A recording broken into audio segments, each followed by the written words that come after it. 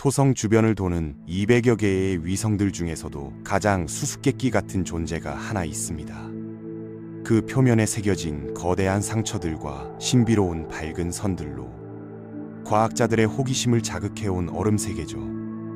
바로 디오네라는 이름을 가진 이 천체는 우리가 상상했던 것보다 훨씬 복잡하고 흥미로운 비밀들을 간직하고 있었습니다. 오늘 우리는 이 머나먼 얼음 위성의 깊숙한 속내를 들여다보려고 합니다. 1684년 봄날 파리 천문대에서 망원경을 들여다보던 이탈리아 천문학자 조반니 카시니의 눈에 새로운 점 하나가 포착됩니다. 토성 근처에서 희미하게 빛나는 이 작은 천체를 그는 처음에 단순히 토성 IV라고 불렀죠. 당시 카시니는 이미 토성의 다른 위성들인 이아페투스와 레아, 테티스를 발견한 상태였거든요. 하지만 이 새로운 발견이 훗날 얼마나 큰 과학적 수수께끼를 안고 있을지는 전혀 예상하지 못했을 겁니다. 17세기 망원경의 성능은 오늘날과는 비교할 수 없을 정도로 제한적이었습니다. 카시니가 볼 수 있었던 것은 그저 토성 주위를 도는 작은 빛점에 불과했어요. 그 작은 점이 실제로는 거대한 얼음 절벽들과 신비한 균열들로 가득한 복잡한 세계라는 것을 알기까지는 300년 이상이 걸렸습니다. 카시니의 발견은 당시 천문학계에 상당한 파장을 일으켰습니다. 토성이 하나의 고리만 가지고 있다고 생각했던 시대에 이렇게 많은 위성들이 존재한다는 것은 정말 놀라운 일이었거든요. 특히 디오네는 토성으로부터 적당한 거리에 위치해 있어서 관측하기에 좋은 조건을 갖추고 있었습니다. 163년이 지난 후인 1847년, 영국의 천문학자 존 허셜이 토성의 위성들에게 그리스 신화 속 거인족인 티탄들의 이름을 부여하자고 제안했습니다. 그렇게 해서 토성 IV는 디오네라는 아름다운 이름을 갖게 되었죠.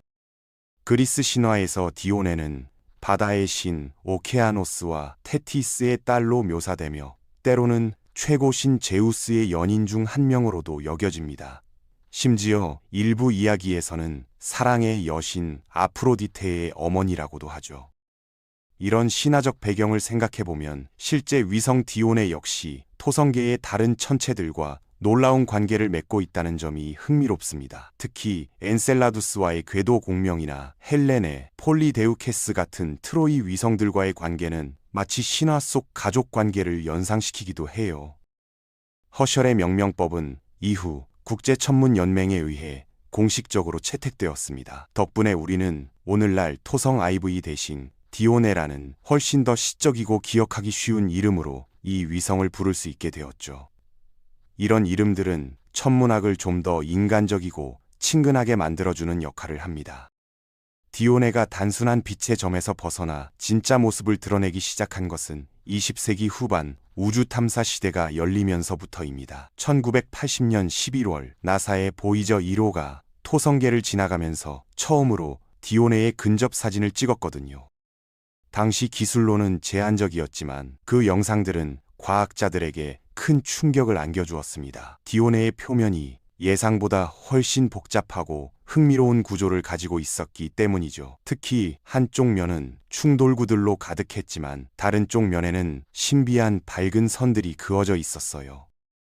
보이저 1호의 촬영 당시 과학자들은 이 밝은 선들의 정체를 전혀 알 수 없었습니다. 어떤 이들은 화산 활동의 흔적이라고 생각했고 다른 이들은 운석 충돌로 인한 파편들이 만든 문이라고 추정했어요. 하지만 모든 가설들이 불완전했고 진실을 알기 위해서는 더 정밀한 관측이 필요했습니다. 이듬해인 1981년 8월에는 보이저 2호도 토성계를 방문해서 디오네의 추가 사진들을 촬영했습니다. 두 보이저 우주선이 찍은 영상들을 종합해보니 디오네의 전체적인 모습이 조금씩 드러나기 시작했어요. 하지만 여전히 해상도의 한계 때문에 세부적인 구조들은 명확하게 파악할 수 없었습니다.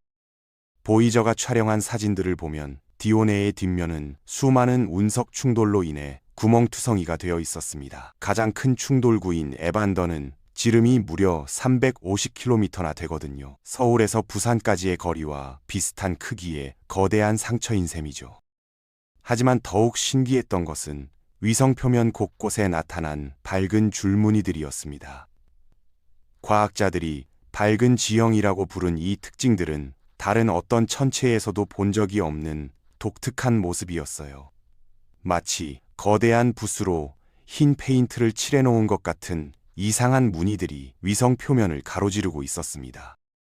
이 밝은 지형들은 주로 디오네의 앞쪽 반구에 집중되어 있었는데, 이는 뒷면에 어두운 충돌구들과 극명한 대조를 이루었습니다. 과학자들은 이런 비대칭성의 원인을 놓고 다양한 이론들을 제시했지만 보이저의 데이터만으로는 명확한 답을 찾을 수 없었어요.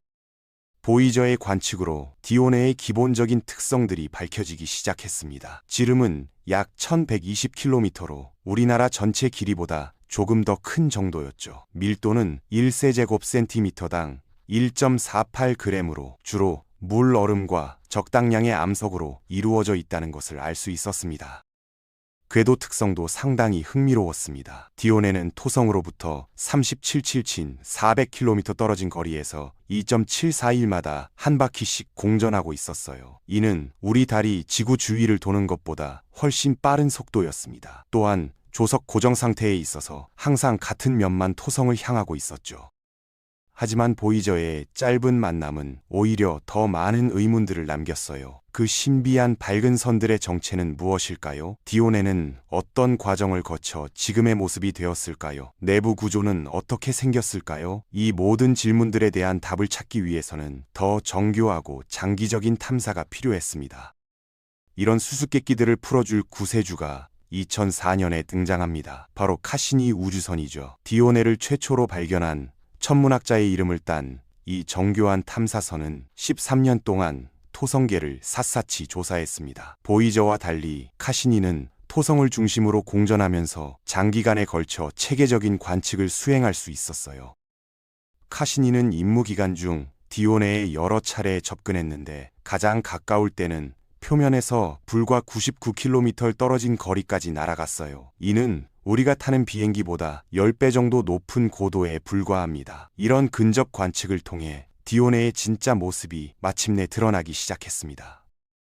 2005년 10월 11일 카시니는 디오네에 대한 첫 번째 근접 비행을 수행했습니다. 이때 촬영된 고해상도 영상들은 과학자들을 다시 한번 놀라게 했어요. 보이저 시대의 신비로운 줄무늬로 보였던 것들이 실제로는 훨씬 더 복잡하고 역동적인 구조를 가지고 있었거든요.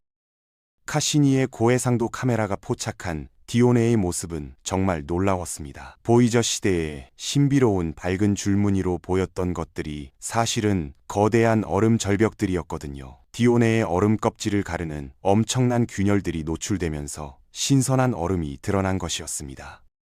이런 지형을 과학자들은 카스마타라고 부르는데, 어떤 것들은 길이가 600km가 넘고 깊이도 수 킬로미터에 달했어요. 이는 지구의 그랜드 캐니언보다도 훨씬 더 거대한 규모였습니다. 카시니의 영상에서 이 절벽들은 마치 거대한 칼로 위성을 베어놓은 것처럼 날카롭고 깊게 패여 있었어요. 가장 인상적인 균열 시스템인 팔라티노 카스마타는 디오네 표면을 가로질러 엄청난 거리를 뻗어 있습니다. 마치 거대한 칼로 위성을 베어놓은 것 같은 모습이죠. 이 균열은 폭이 수 킬로미터에 달하고 깊이는 수백 미터에서 수 킬로미터까지 다양했습니다. 다른 주요한 균열들로는 파두아 카스마타와 카르타고 계곡이 있는데, 이들은 기존의 충돌구들을 관통하면서 형성되어 있어 비교적 최근에 만들어졌음을 보여줍니다. 특히 카르타고 계곡은 여러 개의 큰 충돌구를 가로질러 뻗어 있어서 이 균열들이 충돌구들보다 나중에 생겼다는 것을 명확하게 보여주고 있어요. 그런데 이렇게 거대한 균열들이 어떻게 생겨났을까요? 디오네는 지름이 1120km에 불과한 작은 천체인데, 어떤 힘이 이런 엄청난 상처들을 만들어낼 수 있었을까요? 이는 카시니 시대에 풀어야 할 가장 중요한 수수께끼 중 하나였습니다. 과학자들은 몇 가지 흥미로운 가설을 제시하고 있습니다. 가장 유력한 이론은 디오네가 오랜 시간에 걸쳐 식어가면서 얼음 껍질에 응력이 쌓였다는 것이죠. 마치 더운 여름날 아스팔트가 갈라지는 것처럼 온도 변화로 인한 수축과 팽창이 결국 거대한 균열을 만들어낸 겁니다. 또 다른 가능성은 디오네 내부에 한때 바다가 있었는데 그것이 얼어붙으면서 부피가 늘어나 껍질에 균열을 만들었다는 이론입니다. 물이 얼음으로 변할 때는 부피가 약 9% 증가하는데 이런 팽창압이 딱딱한 외부 껍질을 깨뜨릴 수 있었을 것이라는 추정이에요. 더 흥미로운 것은 토성의 중력이 디오네를 끊임없이 잡아당기고 놓아주면서 생기는 조성력의 영향입니다. 이런 힘들이 오랜 시간 축적되면서 내부 열을 발생시키고 결국 표면에 균열을 만들어냈을 수도 있거든요. 실제로 디오네는 토성으로부터 약 37만 7,400km 떨어진 거리에서 2.7일마다 한 바퀴씩 공전하면서 이런 조성력을 받고 있습니다.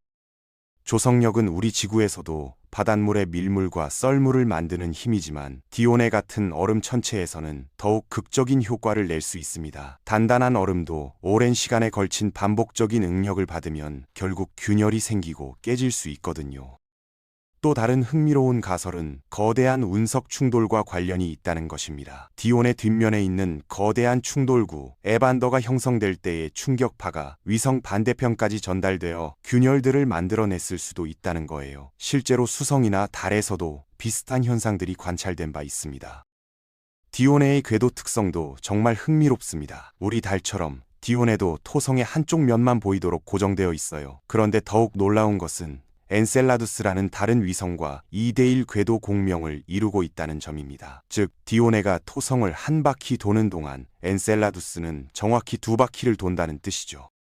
이런 정교한 춤사위는 우연이 아니라 중력의 정밀한 균형 때문에 생긴 현상입니다. 두 위성이 서로의 중력을 주고받으면서 궤도가 점차 동조되어 온 결과예요. 마치 두 개의 시계 진자가 서로 영향을 주면서 같은 리듬으로 흔들리게 되는 것과 비슷한 원리입니다.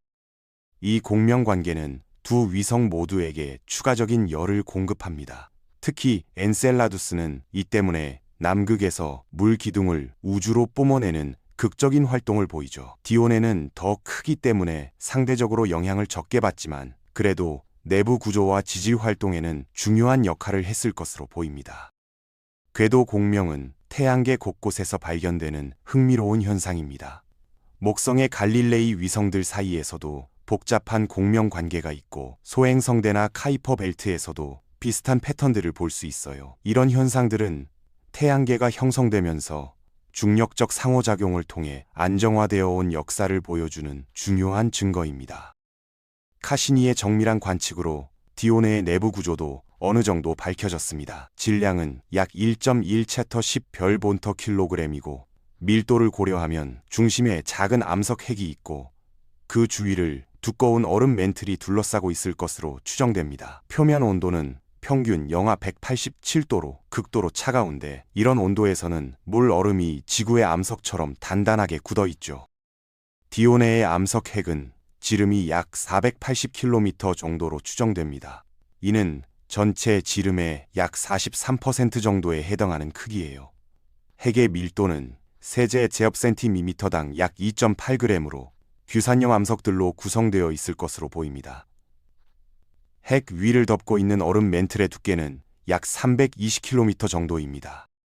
흥미롭게도 디오네에는 두 개의 작은 동반 위성이 있습니다. 헬레네와 폴리데우케스라는 이름의 이 작은 천체들은 디오네와 같은 궤도상의 특별한 지점에 위치해 있어요. 이런 위치를 라그랑주 점이라고 하는데 디오네가 움직일 때 앞뒤로 함께 따라다니는 중력적으로 안정한 지역입니다. 헬레네는 지름이 약 36km로 디오네보다 60도 앞서서 같은 궤도를 따라 움직입니다. 반대로 폴리데우케스는 지름이 약 2.5km의 훨씬 작은 천체로 디오네보다 60도 뒤처져서 공전하고 있어요. 마치 디오네의 작은 호위병들 같은 역할을 하는 셈이죠. 이런 트로이 위성들은 태양계에서 흔히 볼 수 있는 현상입니다. 목성 궤도상에는 수천 개의 트로이 소행성들이 있고 토성의 다른 위성들 중에서도 비슷한 동반 관계를 가진 경우들이 있어요. 이런 천체들은 주 위성의 중력장에 포획되어 안정적인 궤도를 유지하고 있는 것으로 보입니다.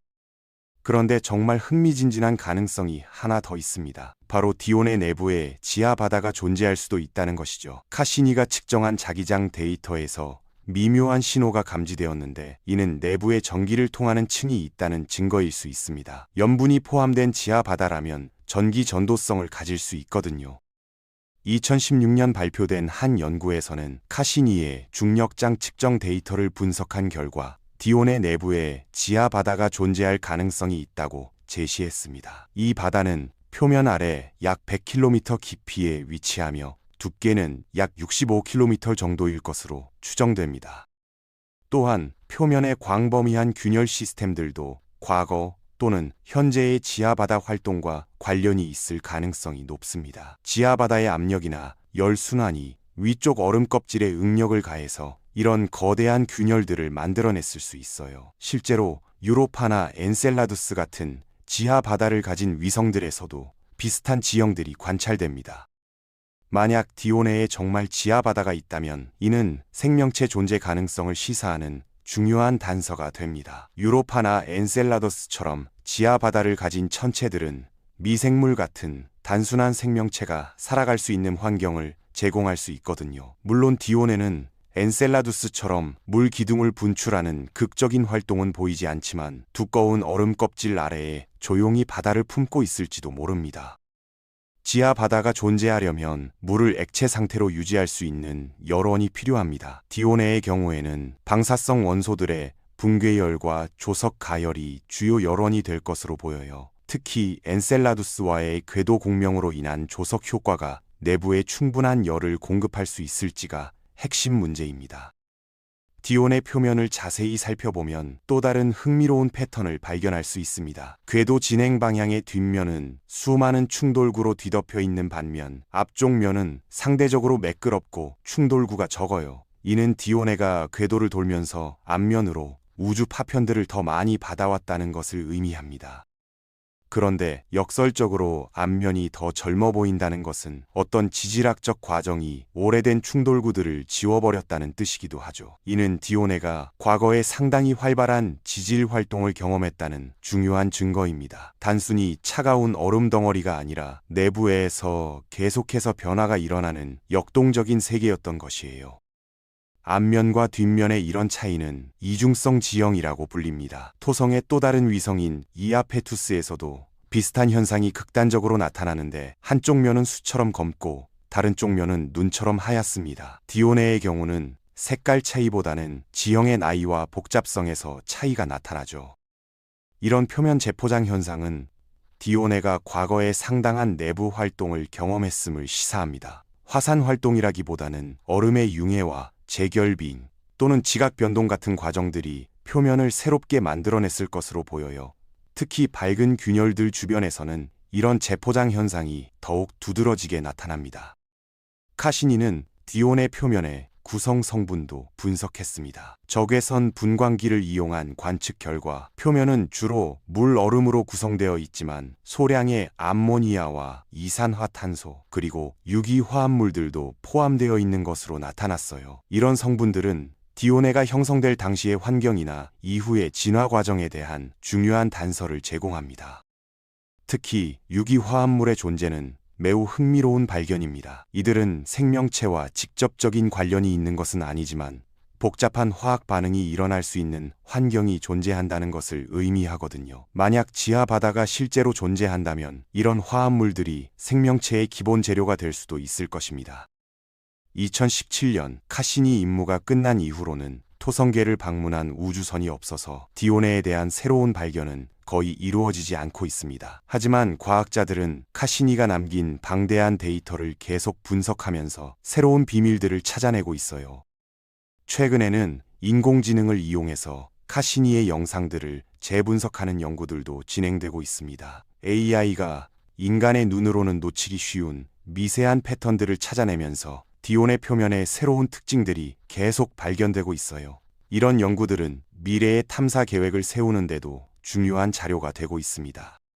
하지만 과학자들은 미래의 토성계 탐사 계획들을 구상하고 있어요. 특히 엔셀라두스나 타이탄을 주 목표로 하는 임무들이 디온에도 함께 관측할 수 있을 것으로 기대됩니다. 어쩌면 언젠가는 디온의 표면에 착륙해서 직접 얼음을 채취하고 지하 바다의 존재를 확인하는 임무도 가능할지 모르죠. 현재 나사에서 검토 중인 탐사 계획들 중에는 드래곤플라이라는 타이탄 탐사선이 있습니다. 이 임무가 성공하면 토성계에 대한 관심이 다시 높아질 것이고 디오네 같은 다른 위성들에 대한 탐사도 추진될 가능성이 높아질 것입니다. 유럽 우주기구 ESA에서도 JUIC라는 목성계 탐사선을 발사했는데 이런 대형 탐사 임무들이 성공하면 토성계에 대한 비슷한 프로젝트들도 구체화될 것으로 보입니다. 특히 디오네의 지하바다 존재 여부를 확인하는 것은 매우 중요한 과학적 목표가 될 것이에요. 디오네는 정말로 대조와 신비의 세계입니다. 고요해 보이는 얼음 표면 아래에는 역동적이고 복잡한 역사가 숨어 있거든요. 거대한 균열들은 이 작은 위성이 겪어온 격변의 세월을 증언하고 있고, 매끄러운 평원들은 계속되는 지질학적 변화를 보여줍니다.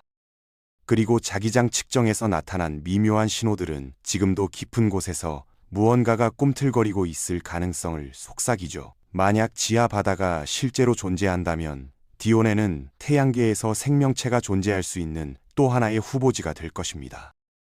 토성의 위성계 전체를 놓고 보면 디오네는 특별한 위치를 차지하고 있습니다. 크기로는 중간 정도이지만 지질학적 복잡성이나 궤도 역학적 중요성 면에서는 결코 뒤지지 않거든요. 엔셀라두스와의 공명관계, 트로이 위성들과의 동반, 그리고 독특한 표면 특징들까지 모든 것이 이 위성의 특별함을 보여줍니다.